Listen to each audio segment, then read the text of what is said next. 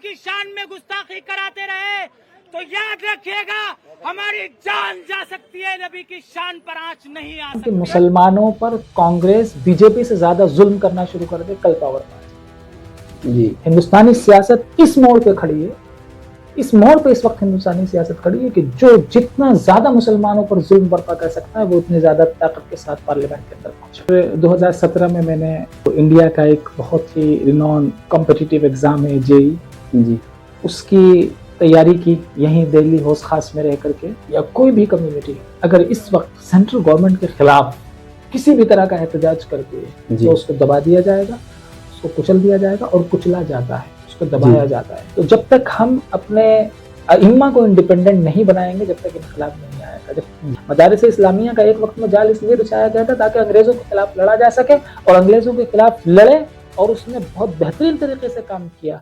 और आज कौम इन्हीं मदारिस से, जो छोटे छोटे मदारिस हैं, इन्हीं से उम्मीदें वाबस्ता किए बैठी है कि यहीं से अच्छे डॉक्टर्स पैदा हों। कि मुसलमान आज जो 10 करोड़ है वो 10 लाख भी अगर होते तो वो अपना लोहा मनवा सकते। फलसफे में और मेडिकल्स में, मेडिसिन में, जोग्राफिया में बड़े बड़े साइंसदान मुसलमानों के पास हुए, लेकिन हुआ ये कि एक तबका जिसने सिर्फ कुरान और हदीस की जो तालीम हासिल कर रहा था उसने इसको काफिर, मुर्तद और खुदा पर इल्जाम तराशी करने वाला ठहरा दिया।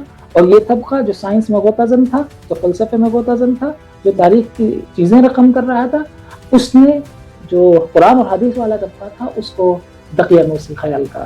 और ये गैप बनता चला गया, ये खाई बनती चली गई और जमाना गुजरता चला गया, ये खाई की कभी अभी सर मैं रहबर स्टूडियो में आपका इस्तकबाल करता हूं और आपका शुक्रिया अदा करता हूं कि आपने वक्त निकाल कर हमारा साथ दिया, हमारे पास आए। बहुत शुक्रिया जी जज़ाकल्लाह। चूंकि हम बात करने वाले हैं तालीम के ताल्लुक से, तो मैं आपसे सबसे पहले गुजारिश करना चाहूँगा कि आप अपना तारुफ करा दें, यानी आपकी तालीम की इब्तिदा कैसे हुई, आपने अपना तालीमी सफ़र कैसे शुरू किया था। सबसे पहले तो मैं आपका बहुत बहुत शुक्रगुजार हूँ कि आपने मुझे रहबर स्टूडियो में ये मौका दिया अपनी बात रखने का। तो मैं एक ज़िला बिजनौर के एक छोटे से कस्बे बढ़ापुर से ताल्लुक़ रखता हूँ और मेरी इब्तिदाई तालीम गांव के ही एक छोटे से मदरसे में अपने वालिद साहब के सामने हुई। हिफ्ज़ मुकम्मल करने के बाद मैंने आला तालीम के लिए अलग अलग मदारिस का रुख किया। नदवे की एक शाख अलमादुल इस्लामी मानक मऊ से मैंने अपनी तालीम हासिल की और फिर उसके बाद अपना अलमियत का आखिरी साल मैंने दारुल उलूम देवबंद वक्त से अपनी आखिरी साल मैंने मुकम्मल किया। उसके बाद फिर 2017 में मैंने इंडिया का एक बहुत ही रिनॉन कॉम्पिटिटिव एग्ज़ाम है जेई जी उसकी तैयारी की यहीं दिल्ली हौस खास में रह करके और अल्हम्दुलिल्लाह उसमें अच्छे नंबरात हासिल किए। जामिया मिल्लिया इस्लामिया में पॉलिटेक्निक डिपार्टमेंट में मैंने एडमिशन लिया। जी पॉलिटेक्निक में जी। और फिर उसके बाद मैंने जामिया मिल्लिया इस्लामिया के ही सोशियोलॉजी डिपार्टमेंट से सोशियोलॉजी में ऑनर्स किया और उसके बाद मास्टर्स किया। और अब अल्हम्दुलिल्लाह ख़ास तौर से जो मदरसे के हुफ़ाज़ फ़ारिग़ीन तलबा है उनके बारे में हमेशा सोचता रहता था कि किस तरीके से जो हमने ज़िंदगी में परेशानियाँ तालीम के मामले में उठाई हैं, सही गाइडेंस और सही अवेयरनेस ना होने की वजह से एक जो छोटा सा एग्ज़ाम था, जो बहुत ज़्यादा बड़ा एग्ज़ाम नहीं था, लेकिन सही राह ना मालूम होने की वजह से उस छोटे से एग्ज़ाम को क्रैक करने में बड़ी मुश्किलात का सामना पेश करना पड़ा। तो अब इस नीयत के साथ में कि जो हमारे ये तलबा हैं और जो इस तरफ जाना चाहते हैं उनकी मुकम्मल रहनुमाई, मुकम्मल उनका गाइडेंस हो सके और उनको सही वक्त पर मंजिल तक पहुंचाया जा सके, उसके लिए हम ज़िला सहारनपुर का एक छोटा गांव है मुजफ्फराबाद, वहाँ पर डिसेंट अकेडमी के नाम से एक अकेडमी चलाते हैं। वहाँ पर हम हुफ़ाज़ इकराम को और जो ख़ास तौर से हाफिज़ तलबा हैं उनके लिए हम प्रॉपर सिलेबलाइजेशन के साथ, प्रॉपर प्लानिंग के साथ नीट, IIT, क्लैट और जो और दीगर कॉम्पिटिटिव एग्ज़ाम हैं उनकी तैयारी के साथ बच्चों को प्रिपेयर कर रहे हैं, उनको गाइड कर रहे हैं। ये बहुत अच्छी बात है। यानी आप मदरसे, आपका ताल्लुक शुरू में, आपकी तालीम का ताल्लुक जो है वो शुरू में मदरसे से था और उसके बाद फिर आपने असरी तालीम की तरफ रुख किया। जी बिल्कुल। और उसके बाद एक एग्जाम क्लियर करके फिर जामिया में पॉलिटेक्निक में आपने एडमिशन लिया। मैं इस ताल्लुक से आपसे जानना चाहूंगा कि मतलब आप मदरसे से थे جی مدرسے سے اٹھ کر عصری تعلیم کی طرف آنا کیا یہ دشوار لگا تھا یا یہ ساری چیزیں کیسے آپ نے مینٹین کری؟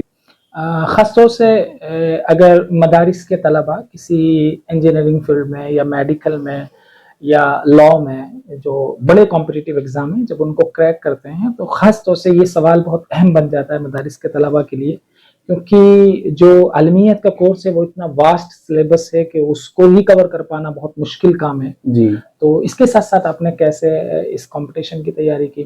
جی تو یہ بہت واجب سا سوال ہے، اور میں یہ کہوں گا کہ ہمارے مدرسہ اسٹوڈنٹس کے اندر وہ پوٹینشیل ہے کہ اگر ان کو تھوڑا سا وقت بھی روز اس تعلیم کے لیے دے دیا جائے اور ان کمپٹیٹیو ایگزام کے لیے صحیح ان کی رہنمائی کر دی جائے جی تو مجھے نہیں لگتا کہ انڈیا کا کوئی بھی ایسا ایگزام ہے کہ جس کو یہ لوگ نہ کلیئر کر پائیں یا نہ کریک کر پائیں. ان کے اندر پوٹینشیل ہے، ان کے اندر صلاحیتیں ہیں، شرط یہ ہے کہ ان صلاحیتوں کو صحیح طریقے سے نکھار لیا جائے، ان ہیروں کو، ان نگینوں کو صحیح طریقے سے تراش لیا جائے تو انڈیا کا کوئی بھی ایگزام ان کے لیے مشکل نہیں ہے.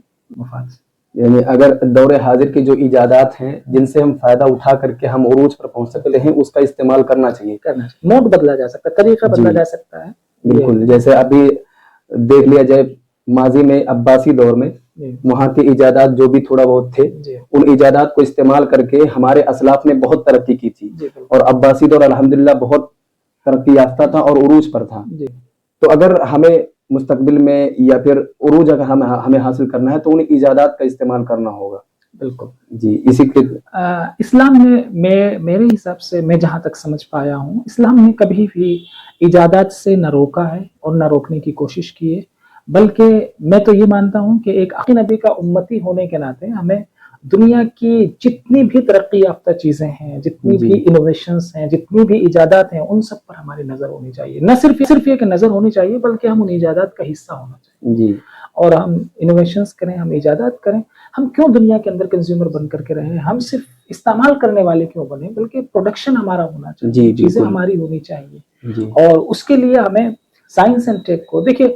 اصل کیا ہے نا کہ مسلمانوں کے ساتھ تعلیم کے معاملے میں سب سے بڑا مسئلہ رہا ہے جب سے مسلمانوں نے تعلیم کا کلاسیفیکیشن کیا ہے. دوئی جب سے تعلیم کے اندر آئی کہ یہ دینی علم ہے، یہ دنیاوی علم ہے. ٹھیک ہے، آپ ایک طریقے سے اس کا کلاسیفیکیشن کر سکتے ہیں بٹ اس کے بیچ میں کھائی نہیں پیدا کر سکتے، اس کے بیچ میں ایک غار نہیں بنا سکتے کہ جو اس کو حاصل کرے گا وہ ادھر حاصل نہیں کر سکتا اور جو یہ حاصل کرے گا وہ ادھر نہیں آ سکتا. نہیں، یہ ضرورت ہے ایسے کمبینیشن کی، یہ ضرورت ہے، یہ وقت ہے ایسا کہ ہمارے پاس ایسے افراد موجود ہیں جو سائنس سے لیس ہو، جو ایجادات سے لیس ہو، جو ٹیکنالوجی سے لیس ہو، اور اس کے ساتھ ساتھ ان کے پاس ایسی گائیڈ بک ہو کہ وہ جب ایجادات کریں، وہ جب سائنس کے میدان میں ترقی کریں، جب وہ اچھی ایجادات کریں تو وہ انسانیت کے لیے فائدہ مند رہے، انسانیت کو نقصان پہنچانے والی نہ ہو. آپ دیکھیں آج ہندوستان کے اندر کیا پوری دنیا کے اندر آپ میڈیکل پروفیشن ایسا ہے کہ کسی زمانے میں میڈیکل پروفیشن کو، اور اب بھی کچھ لوگ ایسے ہیں کہ بڑی عزت اور قدر کی نظر سے دیکھا جاتا تھا، لیکن اب کیا ہو رہا ہے کہ اس پروفیشن کو بڑی گندی نظر سے دیکھا جانے لگا. تو اب ایسے وقت ہے کہ ہمارے ایسے ڈاکٹرز ہوں کہ جن کے ایک ہاتھ میں سائنس کی کتابیں ہوں اور میڈیسن ہو اور دوسرے ہاتھ میں اس کی رہبری کے لیے قرآن ہو کہ آپ ڈاکٹر تو بنے لیکن کہیں ایسا نہ ہو کہ آپ لوگوں کی جیبوں پر ڈاکہ ڈالنے والے ڈاکٹر بن جائیں. سائنس کی کتابیں آپ کو ڈاکٹر بنائیں گی، سائنس کی کتابیں آپ کو انجینئر بنائیں گی، سائنس کی کتابیں آپ کو اچھا میڈیکل پروفیشن بنائیں گی، بٹ وہیں پر قرآن آپ کو گائیڈ کرے گا کہ آپ کو ڈاکٹر بننے کے بعد اپنے پیشنٹ کے ساتھ کس طریقے سے گفتگو کرنی ہے، اس کے جیب کا کس طریقے سے خیال رکھنا ہے، اس کو خدمت سمجھ کر کے کرنا ہے. اور یہ گائیڈ بک اگر ہمارے پاس نہیں ہوگی، اگر ہم نے اس دنیاوی تعلیم والے کو، اس سائنس والے اسٹوڈنٹ کو اگر تعلیم سے اور قرآن سے اگر دور رکھا تو وہ کہیں نہ کہیں اس کو وہ گائیڈنس نہیں مل پائے گا، اس کو وہ رہنمائی نہیں مل پائے گی کہ انسانیت کے ساتھ اسے کس طریقے سے کام کرنا ہے اور اس کے ساتھ کیسے برتاؤ کرنا ہے، کیسے بیہیو کرنا ہے. تو سائنس بھی ہو ہمارے پاس میں، اور جب سائنس میں ہم عروج میں پہنچے تو ہمارے پاس میں ایک رہبری کے لیے ایک کتاب بھی ہو، اور قرآن سے بڑھیا رہبری کے لیے ہمارے پاس کوئی کتاب نہیں. جی، آپ نے بہت اچھی بات کی ہے کہ قرآن اور حدیث یہ رہبری کے لیے ہے. رہبری سکھاتا ہے کہ اگر ہمارے پاس ہم ڈاکٹر ہیں، ایک ہاتھ میں ہمارے پاس ڈاکٹری کی بکس ہیں، دوسرے ڈاکٹر سے ریلیٹڈ جو بھی چیزیں ہوتی ہیں وہ ہیں، تو دوسرے ہاتھ میں ہمارے پاس قرآن و حدیث ہیں جو ہمیں صحیح راستہ بھی دکھاتی ہیں.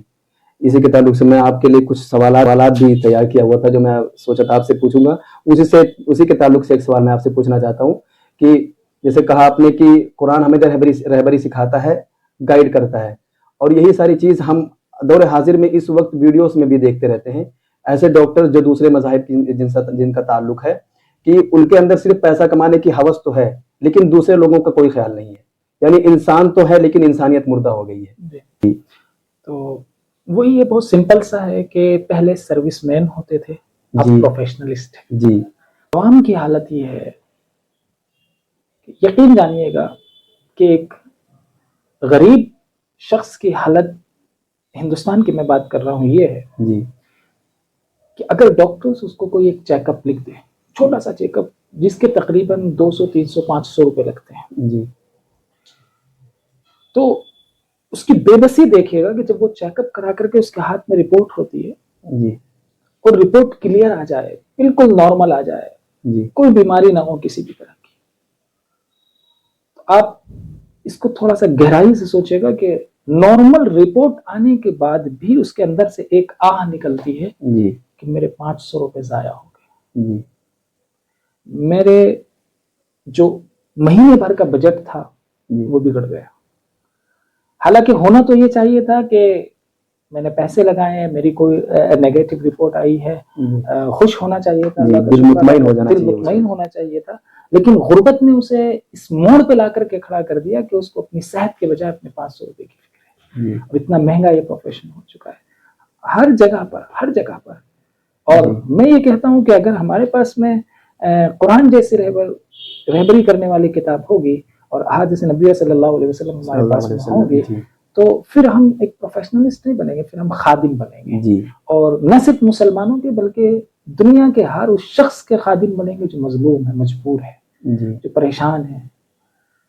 हदीस वो शेर भी बहुत मशहूर, वो नबियों में रहमत लक़ब पाने वाला, जी मुराद गरीबों की बदलाने वाला, वो अपने पराये का गम खाने वाला, तो गमखार बनेंगे, जी तो बिल्कुल उसको समझेंगे इंशाल्लाह इस चीज को। जी बिल्कुल, और जरूरत भी है फिलहाल। बिल्कुल ऐसे लोगों की जरूरत है, बहुत जी। जरूरत है। इस ताल्लुक से मैं आपसे पूछना चाहूंगा कि हमारे असलाफ के मतलब माजी की अगर तारीख को हम पढ़ें तो उस वक्त मुसलमान काफी उरूज पर थे। मैंने अब्बासिय दौर की बात की आपने, और खुलफाए राशिदीन की जो खिलाफत थी उसमें भी अगर देखें, यानी इस जमाने में जो हम लोग तोप इस्तेमाल करते हैं उस वक्त वो लोग मंजनीके इस्तेमाल करते थे। तो पिछले जमाने में माजी में मुसलमान उरूज पर थे, इस वक्त जवाल पे जा रहे हैं। चाहे हम कहें या दूसरे मज़ाहिब के लोग कहें, कह तो यही रहे हैं कि मुसलमान जवाल की तरफ जा रहे हैं। इसकी वजह क्या हो सकती है कि उस वक्त यानी माजी में मुसलमान उरूज पर थे, अभी जवाल की तरफ जा रहे हैं? देखिए, मुसलमानों के साथ सबसे बड़ा मसला ये रहा है जी कि ये अपने माजी को लेकर के खुशफहमी का शिकार रहा है, जी अपने हाल को लेकर के परेशान रहा है और अपने मुस्तकबिल के मंसूबे से दूर रहा है। जी यह हाल की परेशानियों में उलझता है तो माजी की तवारीख याद करता है, जी मुस्तकबिल के मंसूबा साजी नहीं करता। जी और इसकी कोई एक वजह नहीं है। अगर आप ये कहें, या जितने भी लोग इस दुनिया के अंदर इस वक्त कहते हैं कि मुसलमानों की जो जवाल की वजह है वो तालीम है, नहीं।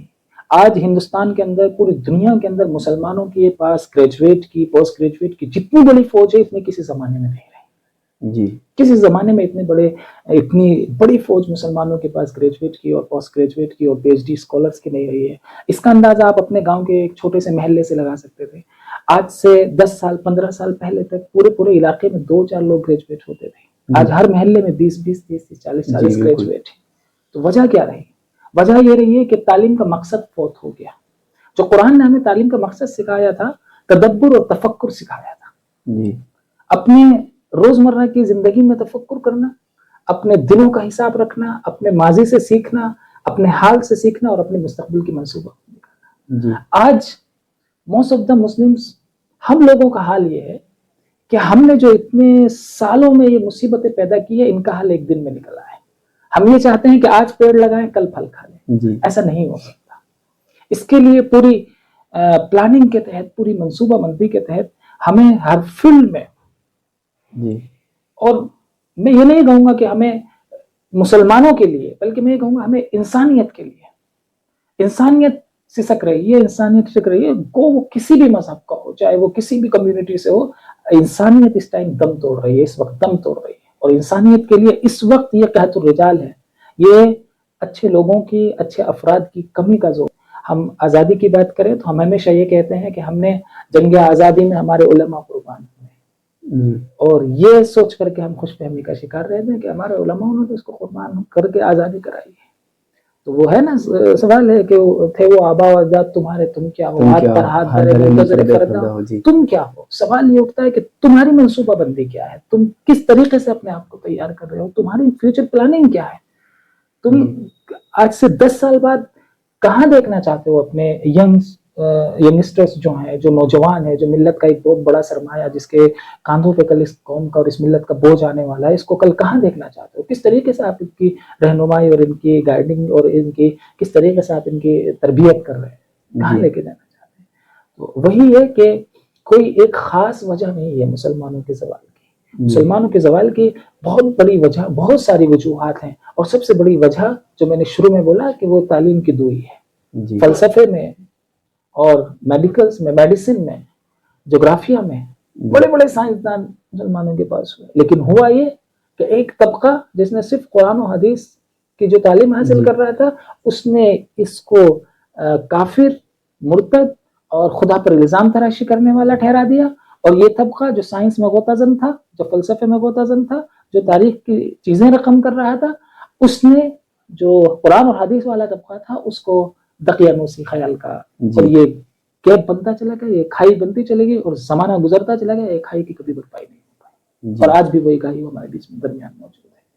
इस खाई को हमें पाटना होगा, इस खाई को हमें भरना होगा जब भी जा करके, और हमें बड़ी मनसूबाबंदी करनी होगी कि किस तरीके से हम मिल्लत के और इंसानियत के, मिल्लत के लिए भी नहीं बोलूंगा, कौम के लिए भी नहीं बोलूंगा, मैं बोलूंगा किस तरीके से हमारा नौजवान इंसानियत के काम आ सकता है जी, किस तरीके से बिना मजहब पूछे मदद करने वाला बन सकता है, किस तरीके से बिना जात पूछे इंसानियत की मदद करने वाला बन सकता है, उसके लिए हमें प्लानिंग करनी होगी। सबसे बड़ी वजह जो मुझे नजर आती है वो यही है कि ये हमने अपने दरमियान हर लेवल पे, हमने जब मॉडर्न एजुकेशन और इस्लामिक एजुकेशन की बात आती है तो हमने यहाँ पे तफरीक कर दी कि ये मॉडर्न एजुकेशन है।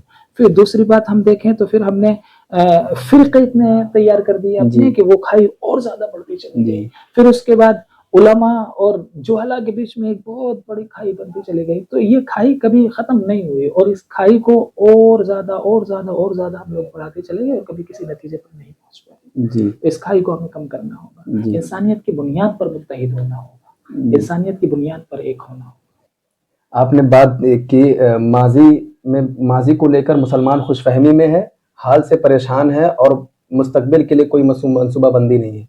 ये बात मुझे बहुत अच्छी लगी। यानी अगर हम देखें माजी में अपने असलाफ को, तो खुशफहमी तो ठीक, हमें फ़ख्र महसूस होता है कि हमारे असलाफ में से इब्ने हैज़म, इब्ने सीना और अभी पिछले कुछ ज़मानों में चले जाएं मौलाना अबुल कलाम आज़ाद जैसी शख्सियत रहे हैं।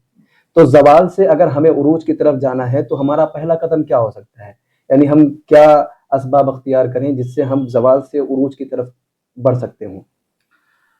देखिए, किसी एक पर्टिकुलर फील्ड में मुसलमानों के साथ ये मसला रहा है। अभी जैसे आप देखेंगे बहुत तेजी से नीट की तरफ सारे मुस्लिम स्टूडेंट्स में सबको डॉक्टर बनना है जी। हम किसी एक जिहत में जाकर के कभी भी कामयाब नहीं हो सकते, हमें मल्टी डायरेक्शन में काम करना होगा जी। हमें तालीम पे भी उतनी ही जोर देना होगा जितना सियासत पे भी उतना ही जोर देना होगा जितना मईशत पे। हमें मल्टी डायरेक्शन में काम करना होगा, हमें हर पहलू को सोच समझ करके उस पर काम करना होगा, और सभी पहलुओं पे। अभी तक क्या रहा है कि जो हमारा तालीम याफ्ता तबका रहा है उसने अपने आप को सियासत से दूर रखा है, और जो सियासत में रहा है उसके पास तालीम नहीं है जी। आप उठा करके देखें, मोस्ट ऑफ द एमपीज जो आपको नजर आएंगे अभी की, मगर मैं चंद साल पहले तक की बात करूं तो बहुत सारे न्यूज चैनल में बहुत सारे लोग उनकी मजाक उड़ाते हुए आपको नजर आ जाएंगे। उनसे जाकर के पूछा जाता है कि बताओ एमएलए की फुल फॉर्म क्या है, एमएलसी की फुल फॉर्म क्या है। यानी वो जिस इलेक्शन को कॉन्टेस्ट करने जा रहे हैं, सियासत का हाल ये है कि उनको उसकी फुल फॉर्म तक नहीं मालूम। तो जो लोग तालीम के करीब गए हैं उन्होंने अपने आप को सियासत से दूर कर लिया, और जो सियासत में गए उन्होंने अपने आप को तालीम से दूर कर लिया।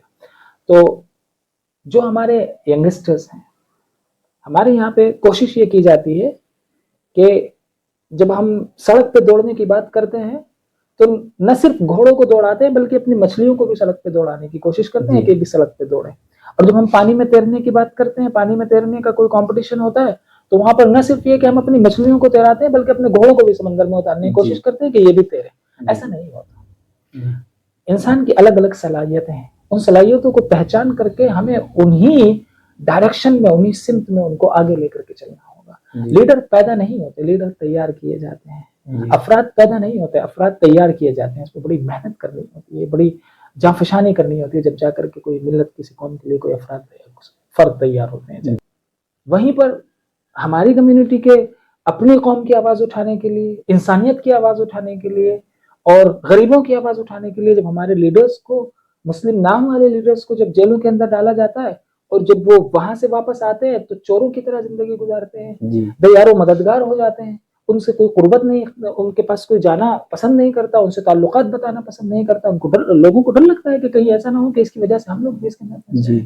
ایسا نہیں ہوتا. جو قوم کی آواز اٹھا رہے ہیں, جو انسانیت کی آواز اٹھا رہے ہیں, جو دلتوں کی, جو دبے کچلوں کی آواز اٹھانا چاہ رہے ہیں, اگر وہ جیل جا رہے ہیں اور آپ کو یقین ہے, عدلیہ پہ یقین ہے, اور جب عدلیہ ان کو کلین چٹ دے چکا ہے تو پھر آپ کو کون روک رہا ہے ان کا ساتھ دینے کے لیے, ان کے کاندھا بننے کے لیے. اگر آپ, ہمارے لیڈرز اسی لیے ضائع ہو رہے ہیں. ہمارے لیڈرز کی ضائع ہونے کی وجہ ہی یہ ہے کہ وہ ایک بار جیل جاتے ہیں, عدلیہ ان کو 5-7 سال 10 سال بعد کلین چٹ دے دیتی ہے, وہ وہاں سے واپس آتے ہیں, وہ اپنے آپ کو ایسا بے یار و مددگار پاتے ہیں کہ کوئی ان کے ساتھ کھڑا ہونے کے لیے تیار نہیں ہوتا. تو کون قوم کی آواز اٹھائے گا, کون قوم کا رہبر بنے گا, کون بات کرے گا؟ ہمارے یہ جو نوجوان ہیں, ہر کسی کو جیل نہیں بھیجتی سرکار, جیل نہیں بھیجے گی ہر کسی کو. جس سے اندیشہ ہوگا, جس سے خدشہ ہوگا کہ یہ اس کمیونٹی کا کریم ہے, یہ آگے چل کر کے اس قوم کے لیے کام کر سکتا ہے, اس کا رہبر بن سکتا ہے. اگر کوڑا کچرا جیل میں بھرے گی جا کر کے تو جیل میں کھانا کھلانا پڑے گا, جیل بھر جائے گی اس سے.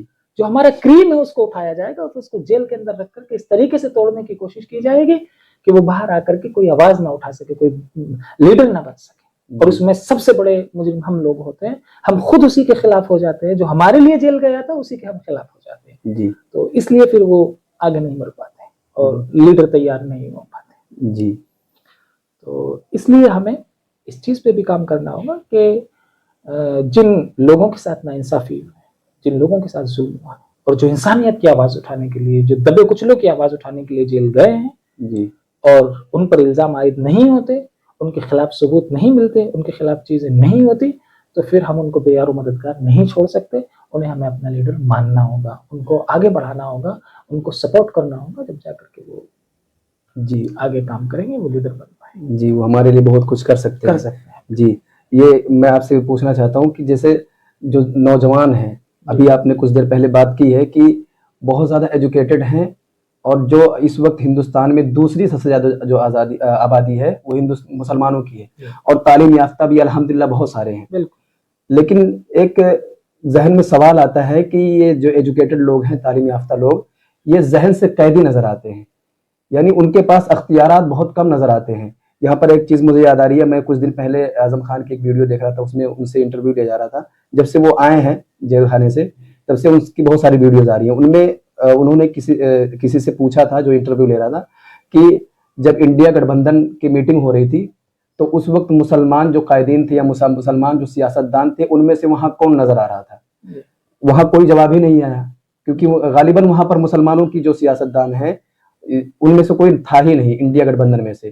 تو کیا ان کے پاس اختیارات ہیں ان ساری چیزوں میں ابھرنے کی, اور یا وہ ذہنی قیدی نظر آ رہے ہیں ایک طریقے سے کہہ سکتے ہیں؟ دیکھیے, موجودہ وقت میں ہر پارٹی کو اس بات کا اندیشہ ہے کہ اگر ہم نے اپنے پلیٹ فارم پر مسلمانوں کو جگہ دی یا مسلمانوں کا نام لیا تو شاید فلاں ووٹ کھسک جائے گا, شاید فلاں کمیونٹی ہم سے ٹوٹ جائے گی, شاید ٹھاکر ووٹ ہم سے ٹوٹ جائے گا, یا دلت ووٹ ہم سے ٹوٹ جائے گا. اسی لیے وہ اپنے پلیٹ فارم پر مسلمانوں کا نام نہیں چاہتے. اور میں یہ بھی بات کلیئر کر دوں, آج ہندوستان کی راجنیتی اور ہندوستان کی سیاست اس موڑ پہ کھڑی ہے کہ آج اگر کانگریس واپس پاور میں آنا چاہتی ہے تو میں فارمولا بتا رہا ہوں کانگریس کو پاور میں آنا, کہ مسلمانوں پر کانگریس بی جے پی سے زیادہ ظلم کرنا شروع کر دے, کل پاور میں آ جائے. ہندوستانی سیاست اس موڑ پہ کھڑی ہے اس موڑ پہ اس وقت ہندوستانی سیاست کھڑی ہے کہ جو جتنا زیادہ مسلمانوں پر ظلم برپا کر سکتا ہے وہ اتنے زیادہ طاقت کے ساتھ پارلیمنٹ کے اندر پہنچے گا. جی آج مسلمان آج بی جے پی سے زیادہ کٹر ہو جائے, کانگریس کل پاور میں آ جائے گی. جی تو مسلمانوں کے اوپر ظلم سے ووٹرز کو شیست ہے. ایک بہت بڑا طبقہ ہے, ایک بہت بڑا طبقہ ہندوستان کے اندر ہے جو اس بات سے صرف خوش ہے کہ ہندوستان میں پیٹرول کا بھاؤ کیا ہے, اس چیز سے اس کو کوئی لینا دینا نہیں ہے. ہندوستان میں سونے کے ریٹ کیا ہے, اس چیز سے کوئی لینا دینا نہیں ہے. امریکہ کتنا ٹیرف لگا رہا ہے, اس سے کوئی لینا دینا نہیں ہے. کتنی چیزوں کو بین کر دیا گیا, روپیے کی قیمت کہاں پہنچ چکی ہے, زر مبادلہ کے جو ذخائر ہیں وہ کچھ اور کہہ رہے ہیں, لیکن اس سے اس کو کوئی لینا دینا نہیں ہے. اس کو صرف اس بات سے خوشی ہے کہ مسلمانوں کی چوڑی ٹائٹ کر رکھی ہے, جی اور وہ اسی خوش فہمی میں مہنگا آٹا, مہنگا تیل, مہنگی ہر چیز لینے کے لیے تیار ہے. صرف مسلمانوں کے اوپر ظلم ہوتا رہے, صرف مسلمانوں کو دبایا جاتا رہے, اور ان کے حقوق اور اختیارات, بلکہ یہاں تک بات چل رہی ہے کہ مسلمانوں کو دوسرے درجے کا شہری بنا دیا جائے, ان کے ووٹ رائٹس چھین لیے جائیں. اور میں ایک عام آدمی کی بات نہیں کر رہا ہوں کہ یہ کوئی عام آدمی سوال اٹھا رہا ہو, یہ بڑے بڑے جو دانش مند جن کو تصور کیا جاتا ہے کہ یہ دانش مند لوگ ہیں, وہ لوگ اس بات کے مانگ کر رہے ہیں ہندوستان کے اندر کہ ان سے جو رائٹ ٹو ووٹ سے وہ چھین لیا جائے. جی مسلمان جو ہندوستان میں ہیں وہ دوسری سب سے زیادہ آبادی والے جی لوگ ہیں, لیکن جب بات آتی ہے مسلمانوں کو کچلنے کی یا مسلمانوں کو دبانے کی, تو یہاں پر مجھے مولانا ابوالکلام آزاد کا وہ جملہ یاد آتا ہے کہ انہوں نے کہا تھا کہ مسلمان آج جو 10 کروڑ ہے وہ 10 لاکھ بھی اگر ہوتے تو وہ اپنا لوہا منوا سکتے تھے, جبکہ اس وقت 10 کروڑ نہیں اس سے کہیں زیادہ ہیں, جی لیکن وہ اپنی آواز نہیں اٹھا پا رہے. اور جب آواز اٹھاتے ہیں تو جب پروٹیسٹ کی بات آتی ہے, پروٹیسٹ میں لوگ پبلک اٹھتی ہے تو ایک جب میں غفیر نظر آتا ہے. بالکل. وہاں بھی ایک چیز پھر بعد میں کوئی ویڈیو نظر آتی ہے دیکھنے کو کہ اس بھیڑ کے پیچھے بھی کسی سیاستدان کا ہاتھ ہے کہ تم جا کر کے بھیڑ اکٹھا کرو. وہاں بھی پھر یہاں ہمارا ذہن منتشر ہو جاتا ہے کہ یہ واقعی یہ مسلمان اٹھنا چاہتے ہیں یا ان کو استعمال کیا جا رہا ہے. یہ مجھے ایک پتہ نہیں کیوں پر میرے ذہن میں یہ سوال آ رہا ہے کہ یہ قیدین ہے ذہن سے اور ان کے پاس اختیارات نہیں ہیں. آخر کیوں دوسری پارٹیاں اگر ان کو استعمال کرنا چاہتی, جیسے آپ نے بات کی کہ ہر پارٹی یہ نہیں چاہتی ہے کہ مسلمانوں کا ووٹ لے کر یا مسلمانوں سے مدد لے کر کے ہم کسی دوسرے کا ووٹ کٹوا لیں. جی جی یہ کہ خاص طور سے میں اگر ہندوستان کے اندر بات کروں تو ہندوستان میں اس وقت اس استھتی میں چیزیں ہیں کہ نہ صرف یہ کہ مسلمانوں کا ایشو, بلکہ کوئی بھی پولیٹیکل پارٹی یا کوئی بھی کمیونٹی اگر اس وقت سینٹرل گورنمنٹ کے خلاف کسی بھی طرح کا احتجاج کرتی ہے تو اس کو دبا دیا جائے گا, اس کو کچل دیا جائے گا اور کچلا جاتا ہے, اس کو دبایا جاتا ہے. تو جب تک ہم اپنے ائمہ کو انڈیپینڈنٹ نہیں بنائیں گے, جب تک انقلاب نہیں آئے گا, جب تک چیزیں نہیں بدلیں گی, جب تک ہمارے ائمہ اس طرح کا نہ ہوں گے کہ ان کے اپنے بزنس ہوں اور وہ فی سبیل اللہ مسجد میں نماز پڑھائیں, وہ اپنے میڈیکل پروفیشنلسٹ ہوں, وہ دوسری خدمت کے ذریعے اپنی روزمرہ کی زندگی جو گزارنے کے لیے چیزیں ہیں وہ کما رہے ہیں, اور مسجد کا ممبر ان کے لیے خالص اللہ کے لیے ہو, اور وہاں کھڑے ہو کر کے جو بھی باتیں کریں وہ بھلائی کی اور اچھائی کی اور سوشل ویلفیئر کی باتیں ہوں اور قوم کے اپلفٹمنٹ کی باتیں ہوں. اس کے دل میں یہ خوف نہ ہو, متولی کا خوف نہ ہو, خوف خدا ہو. اس کے دل میں جو مقتدی ہے مقتدین کا خوف نہ ہو, اس کے دل میں خوف خدا ہو. اس کو جو بات کہنی ہے, اگر سود حرام ہے تو حرام ہے, اگر یہ چیزیں غلط ہیں تو غلط ہے, چاہے اس میں متولی انوالو ہو, چاہے محلے کے ذمہ دار انوالو ہو, چاہے سرمایہ دار لوگ انوالو ہو, جو چیز غلط ہے سو غلط ہے. تو جب تک, اور یہ چیزیں آئیں گے اسی طریقے سے. میں یہ نہیں کہتا کہ مدرسے کی تعلیم کا بالکل نہیں, ابھی ہمارے جتنے اچھے ڈاکٹرز کی ضرورت ہے جسمانی بیماری کے علاج کے لیے, اتنے ہی ہمیں روحانی بیماری کے علاج کے لیے مفتیان اکرام کی ضرورت ہے, اتنے ہی ہمیں اچھے علماء دین کی ضرورت ہے. لیکن میں یہ مان کر کے چلتا ہوں کہ اگر ایک بچہ ہمارا عالم ہونے کے ساتھ ساتھ اس کے اندر اللہ تعالیٰ نے صلاحیت رکھی ہے کہ وہ سول سروس کا ایگزام دے سکتا ہے, وہ میڈیکل یا نیٹ وغیرہ کا ایگزام کوالیفائی کر سکتا ہے, تو اس کے ساتھ ساتھ اس کو اس طرف بھی لایا جائے. مدارس اسلامیہ کا ایک وقت میں جال اس لیے بچھایا گیا تھا تاکہ انگریزوں کے خلاف لڑا جا سکے, اور انگریزوں کے خلاف لڑے اور اس نے بہت بہترین طریقے سے کام کیا. اور آج قوم انہی مدارس سے, جو چھوٹے چھوٹے مدارس ہیں, انہی سے امیدیں وابستہ کیے بیٹھی ہے کہ یہیں سے اچھے ڈاکٹرز پیدا ہوں گے, جی تو انشاءاللہ مجھے امید ہے کہ اگر ہم تھوڑا سا اپنا طریقہ بدلیں، چیزیں بدلیں، تو وہ امید بھی قوم کی یہیں سے پوری ہوگی. اس کسان کی امید بھی یہیں سے پوری ہوگی جو اپنے کھیت میں 5 بیگھے میں اگر اناج اگاتا ہے تو اس میں سے 5 کلو مدرسے کے لیے نکال کر کے رکھتا ہے، اس امید کے ساتھ کہ یہاں پر بچے پڑھیں گے اور قوم کے کام آئیں گے، ملت کے کام آئیں گے، انسانیت کے جی کام آئیں گے. تو اس طریقے کو اگر ہم بدلیں گے انشاءاللہ تو ساری ضرورت ہوگی. اچھے علماء اکرام پیدا ہوں گے، اچھے مفتیان اکرام پیدا ہوں گے، اچھے ڈاکٹرز پیدا ہوں گے، اچھے انجینئرز پیدا ہوں گے جو انسانیت کے لیے نفع بخش ہوں گے. جی بالکل. پروڈکشن کے لیے را مٹیریل سب سے امپورٹنٹ چیز ہوتی ہے، جی اور دنیا کی کسی قوم کے پاس ایسا را مٹیریل نہیں ہے جیسا را مٹیریل مسلمانوں کے پاس ہے. جی مسلمانوں کے پاس جو ذہن ہے، اس کا اندازہ آپ اس چیز سے بھی لگا سکتے ہیں چھوٹا سا، کہ دنیا کے اندر کسی کتاب کے اتنے حافظ نہیں ہیں جتنے قرآن کے. آج ایکسل کے 4 فارمولے کوئی شخص یاد کر لیتا ہے تو اپنے آپ کو بہت اچھا ایکسل چلانے والا مانتا ہے. جی سی اور سی پلس پلس اور جاوا اور پائتھن کے 4 چیزیں یاد کر لیتا ہے تو اپنے آپ کو بہت بڑا پروگرامر مانتا ہے. جی میں یہ کہتا ہوں کہ اس نے پورا قرآن کریم حفظ کر لیا ہے. جی اگر قرآن کریم کے چند پاروں کے برابر چند پاروں کی جتنی پیجز پہ چند پارے آ جاتے ہیں، پوری کوڈنگ پورا سسٹم آپ اٹھا کر کر لیجیے، اسی میں محدود ہو جائے گا اسی کے اندر. اور جب وہ اس کو حفظ کر سکتا ہے تو یہ کیا چیز ہے. جی بالکل. شرط یہ ہے کہ ہمیں اس ہیرے کو اور اس را مٹیریل کو سلیقے سے تراشنا ہوگا اور اس کے اوپر کام کرنا ہوگا، اور کام ہو رہا ہے لیکن اس کے لیے ہمیں انتظار کرنا ہوگا. اور جتنا ڈیلے ہم نے کام شروع کیا ہے، جتنا لیٹ ہم نے کام شروع کیا ہے، کام کی رفتار بڑھانی ہوگی، چیزیں تیز کرنی ہوگی. اور انشاءاللہ مجھے امید ہے خداوند قدوس سے کہ وقت آئے گا، 10 سے 15 سال کا عرصہ ہوگا انشاءاللہ. آپ دیکھیے گا کہ آپ کو بہت اچھے اچھے مدارس کے جو فضلاء ہوں گے، وہ بہت اچھے اچھے ڈاکٹرس ملیں گے، بہت اچھے اچھے انجینئرس ملیں گے.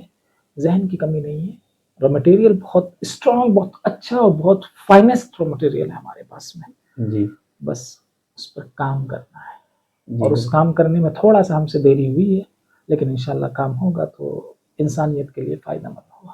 جی انشاءاللہ بالکل. آپ کا شکریہ ادا کرنا چاہوں گا کہ آپ نے میری دعوت پر لبیک کہا، آپ ہمارے یہاں تشریف لائے، ہمارے آڈینس کو بہت ساری چیزیں ایسی بتائیں جو سیکھنے کی ہمیں بہت زیادہ ضرورت ہے. اس پر میں آپ کا شکریہ ادا کرنا چاہوں گا، اور امید کروں گا انشاءاللہ پھر کبھی ضرورت پڑے تو آپ ہمارے یہاں آئیں گے. بالکل انشاءاللہ. میں رہبر اسٹوڈیو کا بہت بہت شکریہ ادا کرتا ہوں جی. اور بہت شکر گزار ہوں.